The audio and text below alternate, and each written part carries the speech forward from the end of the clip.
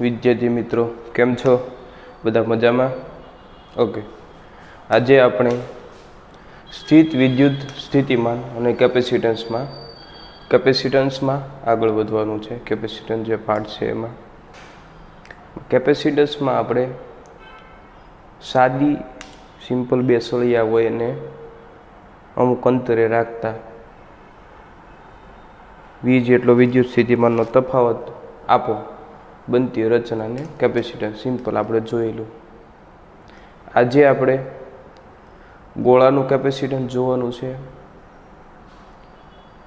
બે સમકેન્દ્રીય કવચો આવેલી હોય તો એનું કેપેસિટન્સ જોવાનું છે.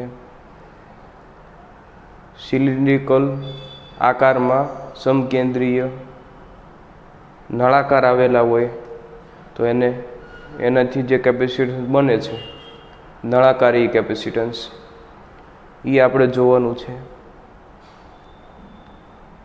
જોઈએ એમાં કેપેસિટન્સમાં ગોળાનું કેપેસિટન્સ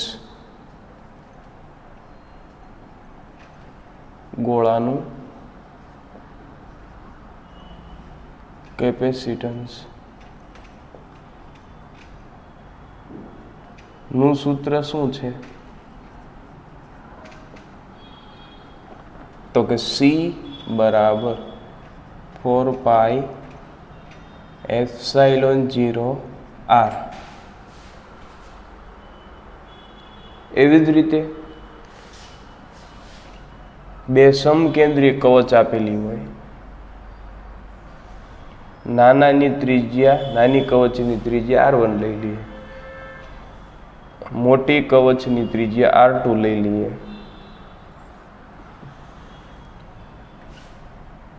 આને કહેવાય છે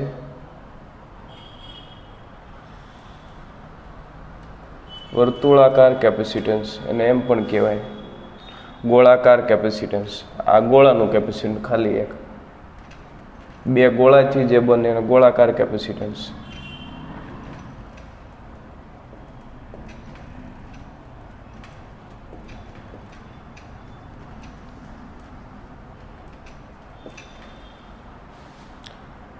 આમાં બે મેથડ છે. એમાં પહેલું, જો બહારના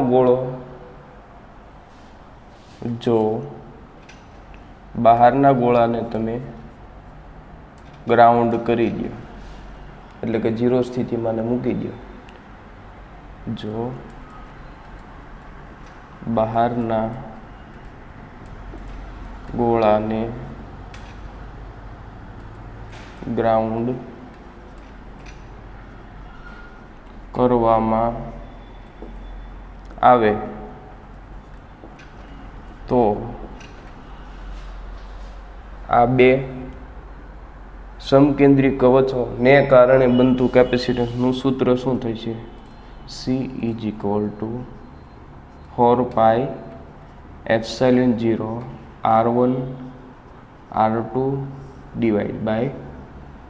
મોટામાંથી નાની ત્રિજ્યા બાદ કરવાની, R2 - R1. ડાયરેક્ટ આ બધા સૂત્રોની એપ્લિકેશન છે. બીજું, જો અંદરનો ગોળો ગ્રાઉન્ડ કરવામાં આવે, જો અંદરનો ગોળો ગ્રાઉન્ડ કરવામાં આવે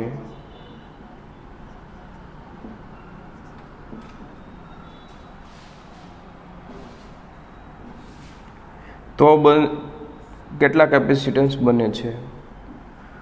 તો કે જો કંઈક આવી રચના બનશે.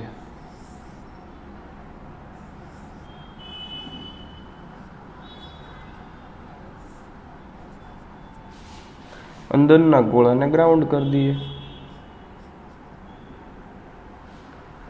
તો બહારનો ગોળો એક તો અંદરના ગોળાને ગ્રાઉન્ડ લે છે, અંદરના ગોળાને ગ્રાઉન્ડ લઈને જે કેપેસિટન્સ બનાવી 4πε0 R1 R2 divide by R2 minus R1 plus આ જે બીજો ગોળો એ ગ્રાઉન્ડ અનંત અંતરે એક લેશે. કેમાં એકલો ગોળો હતો તો ગોળાનું કેપેસિટન્સ માટેનું આ સૂત્ર થયેલું. એકલો ગોળો ઉપર માનો કે ક્યુ જેટલો વિદ્યુતભાર હોય તો એ કોની સાથે વિદ્યુત સ્થિતિમાનનો તફાવત લેશે, એટલે કે ક્યાં વિદ્યુત સ્થિતિમાનનો તફાવત શૂન્ય લેશે, તો એક તો અનંત અંતરે લેશે. જ્યારે અનંત અંતરે વિદ્યુત સ્થિતિમાનનો તફાવત શૂન્ય લે, અનંત અંતરે વિદ્યુત સ્થિતિમાન શૂન્ય લે તો એની સાપેક્ષે સપાટી પર સ્થિતિમાન કંઈક મળે કે જેથી કરીને C બરાબર 4πε0 તમને સૂત્ર મળે. એવી જ રીતે આમાં પણ એક તો ગ્રાઉન્ડ એને અંદરની કવચથી જ મળ્યું, એનું આ કેપેસિટન્સ બન્યું. બીજું ગ્રાઉન્ડ અનંત અંતરે મળશે તો એને કારણે કેપેસિટન્સ તો કે 4πε0 R2 આ સૂત્ર થશે.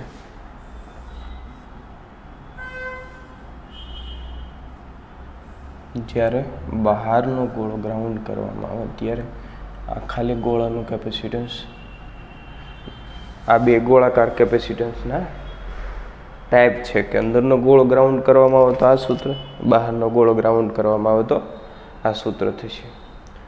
હવે નળાકારીય કેપેસિટન્સ,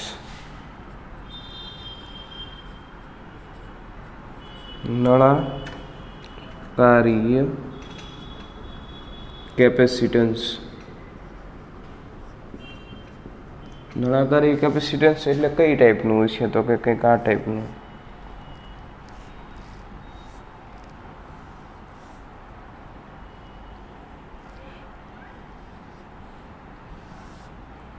બે હોલા નળાકાર આવી રીતે ગોઠવેલા હોય. નાના નળાકારની માનો કે ત્રિજ્યા A છે, મોટા નળાકારની ત્રિજ્યા માનો કે B છે.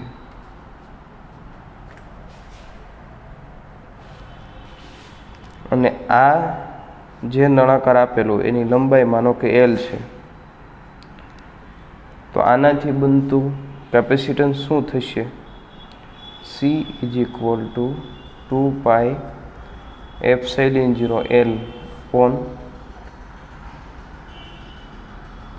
ln B/A લોગ છે. આ રીતે થશે નળાકારી કેપેસિટન્સનું સૂત્ર.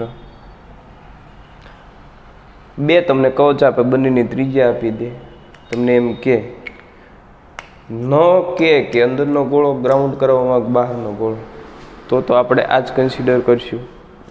ઓબ્વિયસલી કહી જ દેશે, પણ સ્ટીલ ન કે તો બહારનો ગોળો ગ્રાઉન્ડ લઈ લેવો. અંદરનો ગોળો તમને કે ગ્રાઉન્ડ કરવાનો તો તમારે આ સૂત્ર વાપરવાનું રહેશે. ડાયરેક્ટ સૂત્રમાં કિંમત મૂકવાની છે. બીજું કેપેસિટરમાં જ તે આપણે આગળ વધવું છે. સમાંતર પ્લેટ કેપેસિટન્સ આપણે લાસ્ટ લેક્ચરમાં ભણી ગયા કે બે પ્લેટો હોય, સમાંતર પ્લેટ કેપેસિટન્સ બહુ આઈએમપી ટોપિક છે. આમાં ઘણા બધા ક્વેશ્ચન આને રિલેટેડ આવી શકે. એમાં આપણે સમાંતર પ્લેટ કેપેસિટન્સ જોયું હતું, એમાં બે પ્લેટો વચ્ચે ડાયઇલેક્ટ્રિક નહોતું મૂકેલું. ત્યારના બધા ન્યુમેરિકલ ને બધું સ્ટડી કર્યું આપણે. હવે આપણે કેપેસિટન્સ વિથ ડાયઇલેક્ટ્રિક કેપેસિટન્સની વચ્ચે રાખવામાં આવે તો શું થાય. પહેલાં તો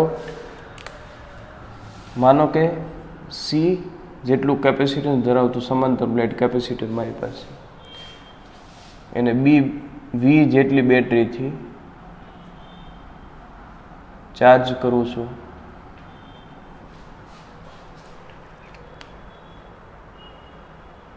હવે બેટરી લઈ લઉં છું, આ કેસ 1 થશે. V વોલ્ટની બેટરીથી C કેપેસિટરને ચાર્જ કરું છું. એનું સૂત્ર અત્યારે હું આવું લઈશ, બે પ્લેટ વચ્ચેનું અંતર ડી લઉં, કોઈ એક પ્લેટનું ક્ષેત્રફળ એ લઉં તો સીનું સૂત્ર આવું થશે, એપ્સિલોન 0 A બાય ડી. વી વોલ્ટથી જ્યારે સી કેપેસિટરને ચાર્જ કરું છું, પછી કેપેસિટન્સની બે પ્લેટો વચ્ચે કેપેસિટરની કે જેટલો ડાઇલેક્ટ્રિક અચળાંક ધરાવતો પદાર્થ મૂકું છું. હવે બેટરી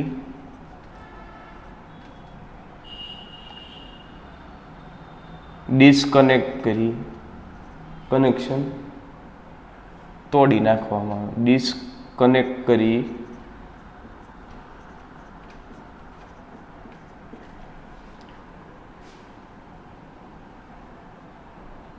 બેટરી ડિસ્કનેક્ટ કરી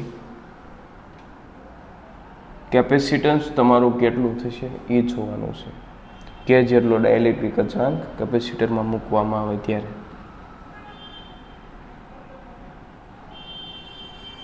કે જેટલો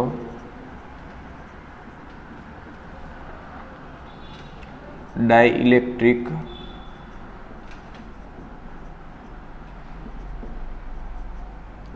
અચળાંક ધરાવતો પદાર્થ મૂકતા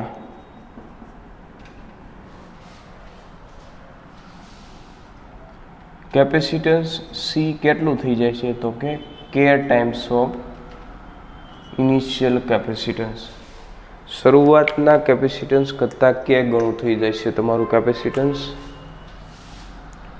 એવી જ રીતે ક્ષેત્ર, આ કેપેસિટન્સની વાત થઈ, ક્ષેત્ર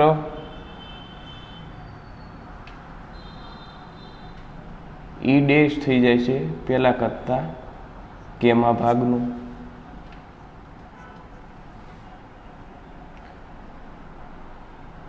આ જે છે એ જ્યારે બેટરી ડિસ્કનેક્ટ કરવામાં આવે ત્યારનો કેસ છે. ખાસ વસ્તુ જોવાની છે, ક્યુ અચળ રહે, ક્યુ અચળ રહે છે. ઓબ્વિયસલી ઈ તમારું કેમાં ભાગનું થયું તો વી પણ શું થશે, કારણ કે V is equal to E D. Distance બે પ્લેટ વચ્ચે બદલાતું નથી, ઈ થઈ ગયું ઈ ડેશ, તો વી ડેશ બરાબર ઈ ડેશ ઇન્ટુ ડી, તો ઈ by k into D. E D તો વી છે તો વી બાય કે. વોલ્ટેજ પણ તમારું કેમાં ભાગનું થઈ જાય, વિદ્યુત ક્ષેત્ર પણ તમારું કેમાં ભાગનું થઈ જાય, વિદ્યુત ભાર અચળ રહે, કેપેસિટન્સ તમારો કે ગણો થઈ જાય. એવી જ રીતે ઉર્જાની વાત કરીએ તો ઉર્જા કોઈ પણ ઇક્વેશન લઈ, half C V square, C થઈ ગયું કે સી ટાઈમ્સ વી થઈ ગયું વી બાય કે એનો હોલ સ્ક્વેર, ધેટ મીન્સ થઈ ગયું half C V square upon k, તો યુ બાય કે. શરૂઆતની ઉર્જા કરતાં તમારી ઉર્જા કેટલી થશે, કેમાં ભાગની. બેટરી જોડેલી જ હોય અને ડાઇલેક્ટ્રિક અચળાંક મૂકવામાં આવે, બેટરી જોડેલ હોય અને કે જેટલો ડાઇલેક્ટ્રિક અચળાંક ધરાવતો પદાર્થ મૂકવામાં આવે, કે જેટલો ડાઇલેક્ટ્રિક અચળાંક ધરાવતો પદાર્થ મૂકવામાં આવે,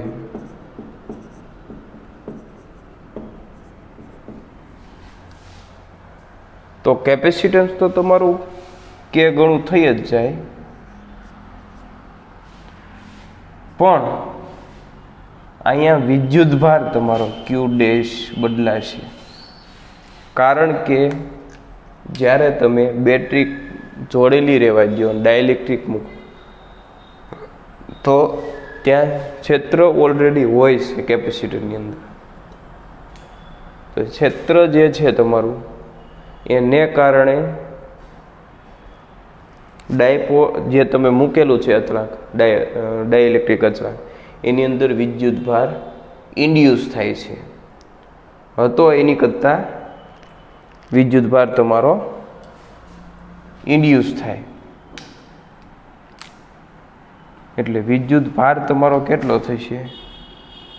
તો કે ક્યુમાં ભાગનો થશે. ઇન્ડ્યુસ થાય જે હશે તમારો નેટ, ત્યાં ચાલો કોઈ એક પ્લેટનો માનો કે આપણે લેતા હોઈએ, તો જે ઇન્ડ્યુસ થયો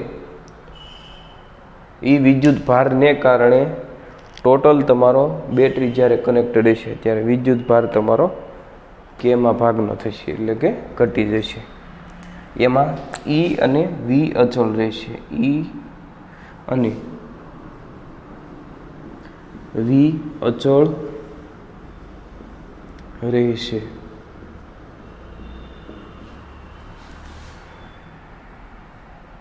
તો ઉર્જામાં તમારે Q²/2C કરીએ તો Q²/K², એ કેપેસિટન્સ તમારું જે છે એ K ટાઈમ્સ થઈ જશે. કેપેસિટન્સ તમારું કેપેસિટન્સ તમારું K ટાઈમ્સ જ થાય છે. ચાર્જ તમારો ચાર્જ અહીંયા ઇન્ડ્યુસ થતો હોવાથી ચાર્જ તમારો K ગણો થશે. ચાર્જ તમારો K ગણો થતો હોવાથી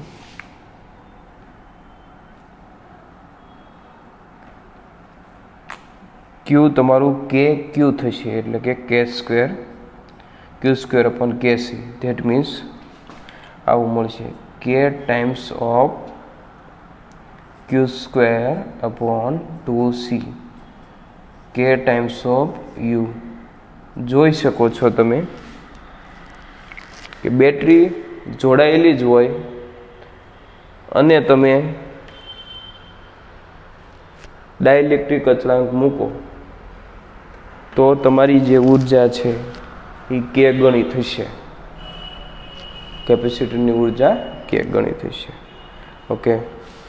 આટલું વ્યવસ્થિત વિડીયો પોઝ કરી લખી નાખજો. હવે આની ઉપર આપણે આગળ વધીએ.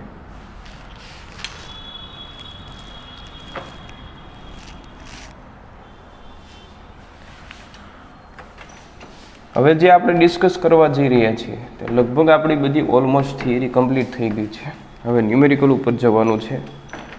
જે ટાઈપના ન્યુમેરિકલ બાકી છે બધા કમ્પ્લીટ કરીએ.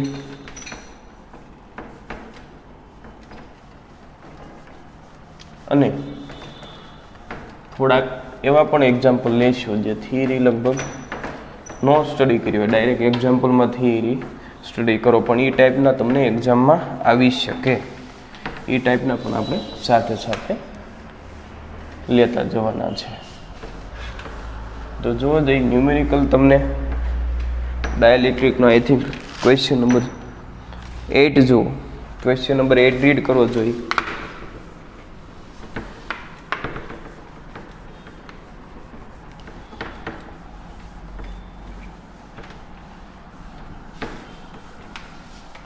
ક્વેશ્ચન 8માં તમને ડાયલેક્ટ્રિક અચળાંક, બે ડાયલેક્ટ્રિક અચળાંક કે તમને કેટલો 2 આપેલો છે.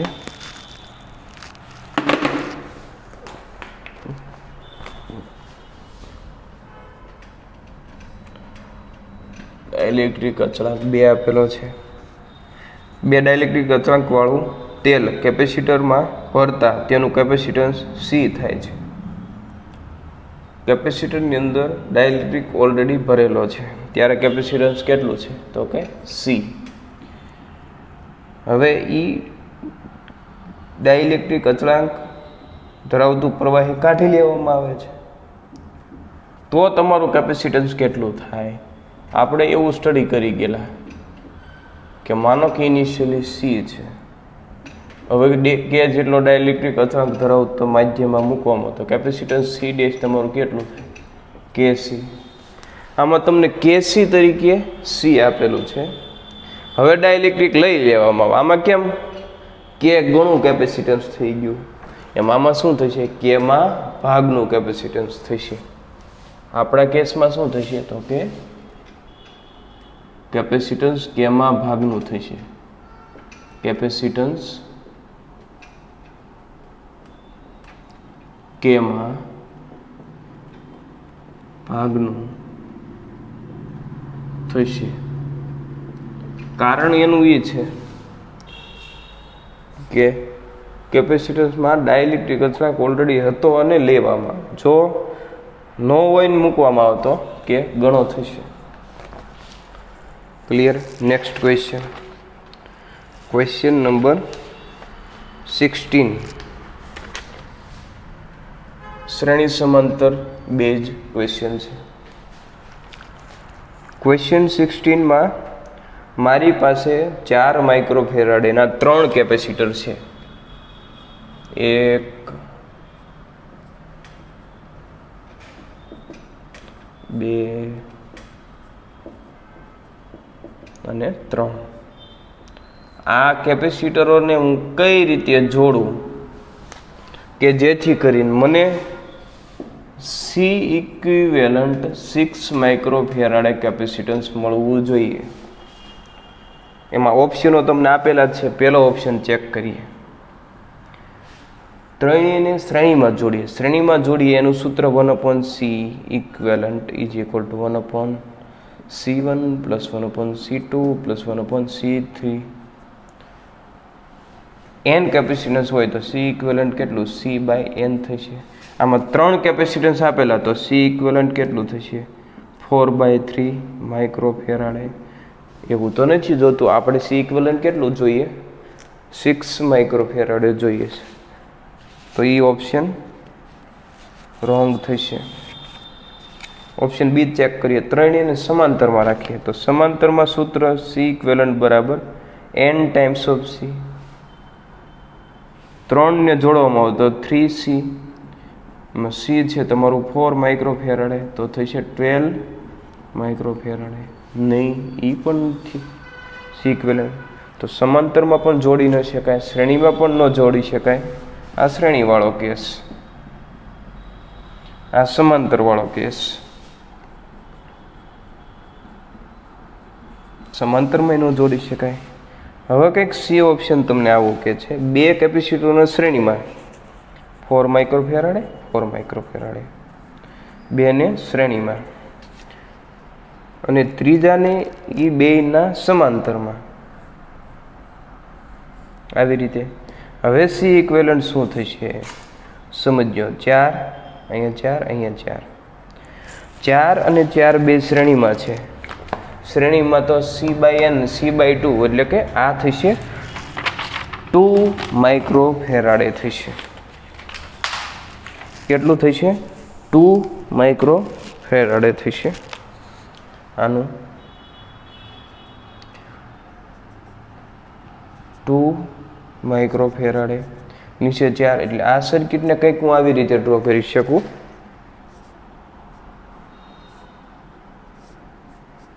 ટુ માઇક્રોફેરાડે 4 માઇક્રોફેરાડે.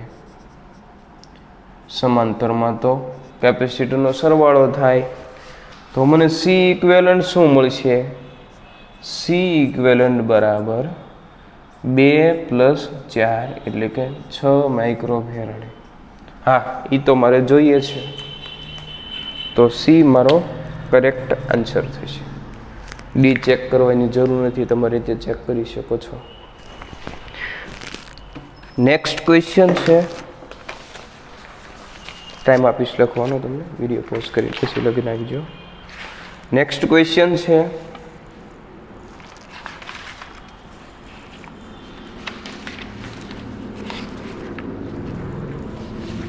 ક્વેશ્ચન 30 ક્વેશ્ચન,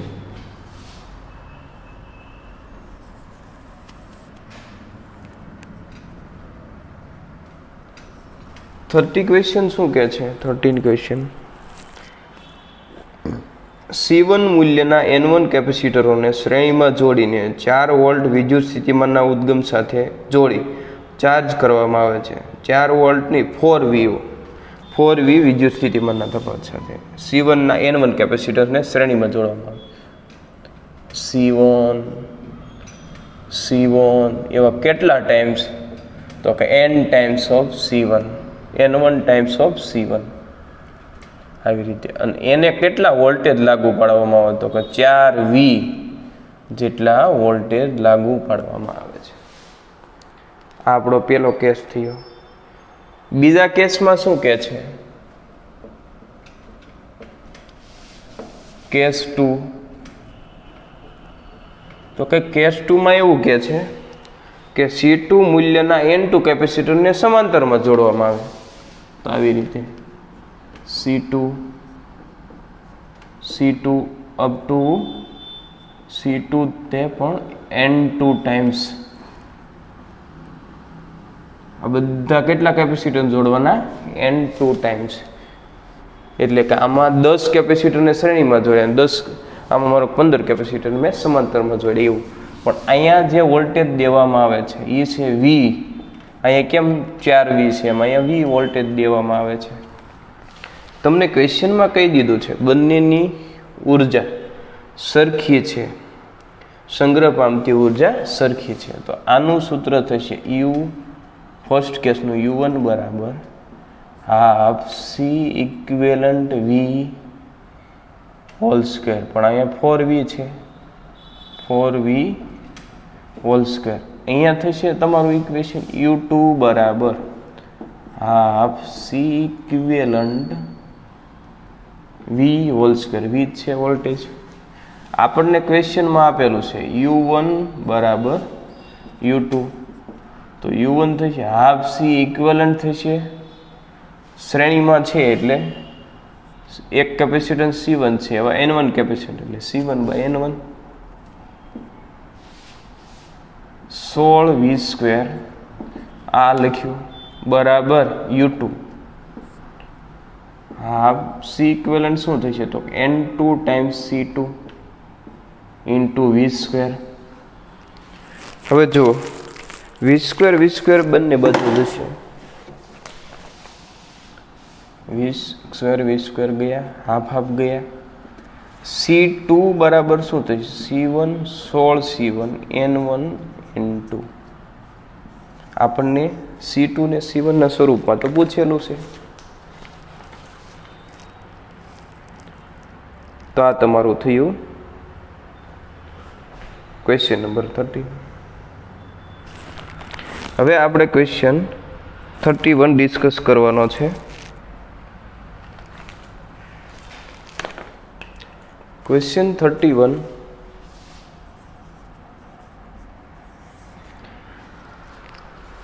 એમાં તમને કેપેસિટરમાં સંગ્રહિત ઉર્જાનું સૂત્ર કીધેલું છે. ઉર્જાનું સૂત્ર તો આપણને આવું ખબર હોય કે માનો કે ઉર્જાનું સૂત્ર હાફ CV સ્ક્વેર હોય, કાં Q²/2C હોય, કાં એવું બને કે Q અને C ના ફોર્મમાં. E મળી ગયું. ઓકે, VQ/2 આવી રીતે તમને મળી શકે. ઉર્જા ઘનતાનું સૂત્ર શું છે? કેપેસિટરમાં સંગ્રહિત ઉર્જા ઘનતા તમને મેં વાત કરી હતી, હાફ ε0E². ઉર્જા ઘનતા એટલે શું? તો ઉર્જાના છેદમાં કદ એટલે ક્ષેત્રફળ ગુણ્યા બે પ્લેટ વચ્ચેનું અંતર, એટલે એ કદ થયું આખા કેપેસિટરનું. તો આ ઉર્જા યુને સૂત્રનો કરતા કરો તો હાફ ε0E²A ઇન્ટુ D મલ્ટીપ્લાયમાં આવી જાય, ગુણાકારમાં. તો આ થશે તમારો જવાબ. ઉર્જા ઘનતા half ε0E² U/A into D, યુને સૂત્રનો કરતા કરો. આવા સૂત્રો આપણને ખબર છે, પણ કંઈક થોડુંક ઉર્જા ઘનતા ઉપરથી લોકોએ કેપેસિટરમાં સંગ્રહિત ઉર્જાનું સૂત્ર મેળવેલ છે, એટલે ઉર્જા ઘનતાનો કન્સેપ્ટ યુઝ કરવાનો છે. ક્લિયર?